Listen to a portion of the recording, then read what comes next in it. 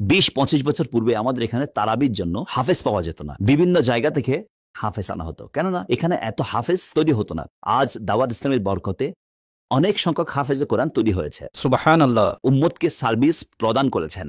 মোর দেন 20,000 students দর্শে Nizami complete করেছেন। আমাদের কাছে 25,000-এরও অধিক এমন স্টুডেন্টস রয়েছে যাদের ভরণ পোষণ আমাদের দায়িত্ব। অর্থাৎ প্রতিদিন 25-30 হাজার মানুষকে আমরা আহারও করাচ্ছি, থাকারও ব্যবস্থা করছি। এই হচ্ছে আমাদের মাদ্রাসার বিষয়। এখন একটি বড় প্রবলেম কি জানেন? দেখুন, আজ থেকে 100 বছর পূর্বে একটি প্ল্যান করা হয়েছিল, মাদ্রাসাকে আলাদা করে দাও, ইউনিভার্সিটিকে আলাদা করে দাও। অথচ এর পূর্বে আপনি দেখুন একটাই ইনস্টিটিউট থাকতো, যেখান থেকে ডাক্তারও তৈরি হতো, আলিমও তৈরি হতো, ইঞ্জিনিয়ারও তৈরি হতো, গণিতবিদও তৈরি হতো। আপনি দেখুন মুসলমান ম্যাথমেটিক্সে এক্সপার্ট, মুসলমান ডক্টরসেও খুব প্রসিদ্ধ, তারা ওষুধ আবিষ্কার করেছেন।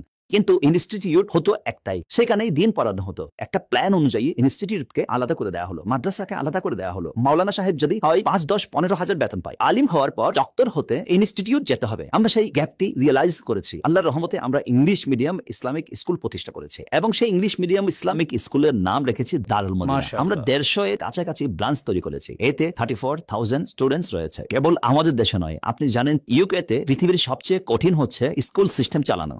আলহামদুলিল্লাহ, আমরা ইউকের মধ্যে অফসেট থেকে লাইসেন্স নিয়ে আমরা আমেরিকায় স্কুল তৈরি করেছি। মাশাআল্লাহ, আলহামদুলিল্লাহ এবং আলহামদুলিল্লাহ 34,000 স্টুডেন্টস পড়ছেন। আমাদের ইউনিভার্সিটি তৈরি হতে চলেছে। ফয়সাল ভাই, কয়েক বছর অপেক্ষা করুন, আপনি এমন ডাক্তারও ভিজিট করবেন যিনি আলিমা দ্বীনও হবেন, এমন ইঞ্জিনিয়ারও ভিজিট করবেন যিনি হাফেজে কোরআন হবেন। অতঃপর আপনার সন্তানদের এইসব ইনস্টিটিউটে পাঠাবেন যেন তারা পিএইচডি করবেন এবং আলিমও হবেন। তাই এই যে গ্যাপ, আমরা সেটা কভার করব ইনশাআল্লাহ।